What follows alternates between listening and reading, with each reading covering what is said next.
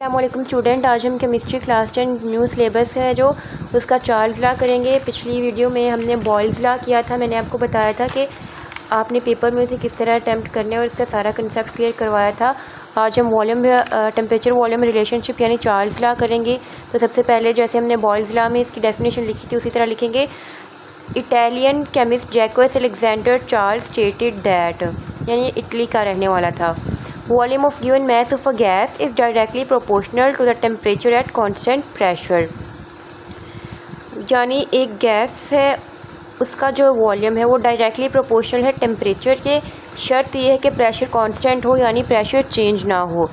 यानी अगर टेम्परेचर बढ़ेगा तो वॉल्यूम भी बढ़ेगा, अगर टेम्परेचर कम होगा तो वॉल्यूम भी कम होगा। लेकिन शर्त क्या है कि प्रेशर चेंज ना हो, प्रेशर कांस्टेंट रहे, एक जैसा रहे। उसके बाद हमने लिखना है mathematically V proportional T, where V is equal to volume and T is equal to temperature.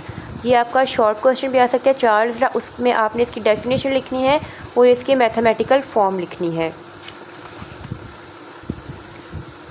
इसके बाद आ जाता है temperature volume relationship according to kinetic theory.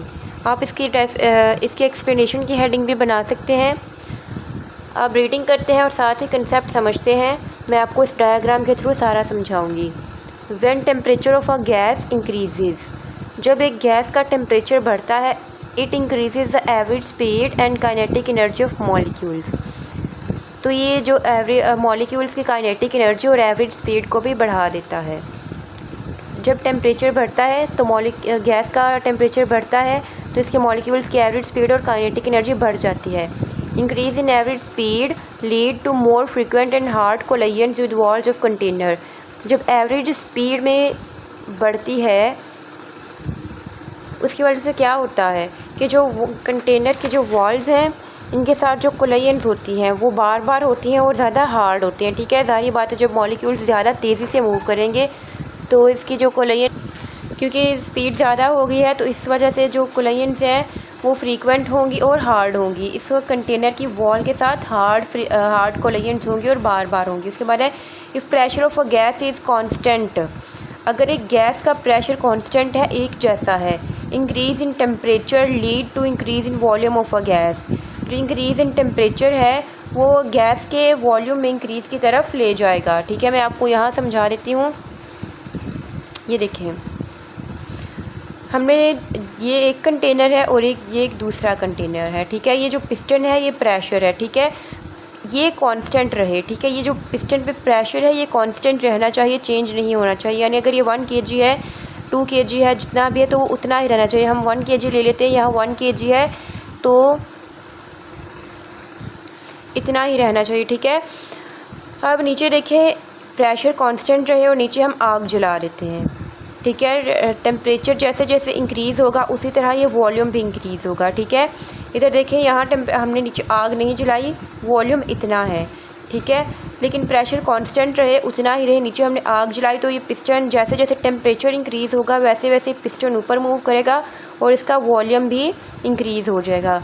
ठीक है, आगे हम इसकी भी थोड़ी एक्सप्लेनेशन कर देंगे जो हमने डायग्राम बनाई है। This can be visualised easily when a gas is taken inside a container. ये कह रहा है कि इसको हम आसानी से समझ सकते हैं जब एक गैस को सिलेंडर के अंदर लिया जाता है। If the pressure is constant, अगर प्रेशर एक जैसा है, the piston will move upward, piston ऊपर की तरफ मूव करेगा। जैसा कि मैंने आपको यहाँ समझाया कि पिस्टन ऊपर की तरफ मूव किया। देखिए यहाँ पिस्टन, इस कंटेनर में पिस्टन यहाँ है लेकिन इस कंटेनर में पिस्टन ऊपर हो गया क्योंकि टेम्परेचर इंक्रीज़ हुआ और वॉल्यूम भी इंक्रीज़ होगा। The piston will move upward to increase volume when heated. Piston है जब इसको गर्म किया जाएगा तो ऊपर की तरफ मूव करेगा ताकि वॉल्यूम भी इंक्रीज़ हो सके। तो ये था हमारा चार्ल्स लॉ। इसकी समरी ये है कि अगर किसी गैस का टेम्परेचर इंक्रीज़ होगा तो इसका वॉल्यूम भी इंक्रीज़ होगा। शर्त ये है कि जो प्रेशर है वो कांस्टेंट रहे। उम्मीद है आपको अच्छे तरीके से समझ आ गई होगी। तो नेक्स्ट हम जो इसका अगला टॉपिक है वो करेंगे। तब तक के लिए अल्लाह हाफ़िज़। चैनल को सब्सक्राइब करना ना भूलिएगा और वीडियो को लाइक भी कर दीजिएगा।